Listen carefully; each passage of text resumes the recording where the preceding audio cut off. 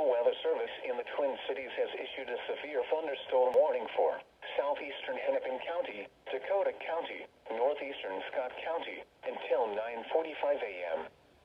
At 9:10 a.m., a severe thunderstorm was located over Burnsville, or 15 miles south of Minneapolis, moving east at 50 miles per hour. Expected hazards include half-dollar-size hail. This is a radar-indicated threat. The following impacts are expected. Damage to vehicles is expected.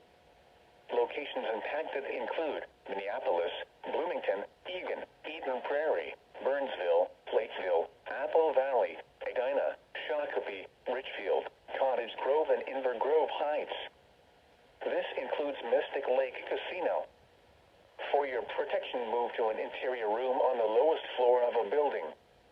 Large hail and damaging winds and continuous cloud-to-ground lightning is occurring with this storm. Move indoors immediately. Lightning is one of nature's leading killers. Remember, if you can hear thunder, you are close enough to be struck by lightning. At 8:50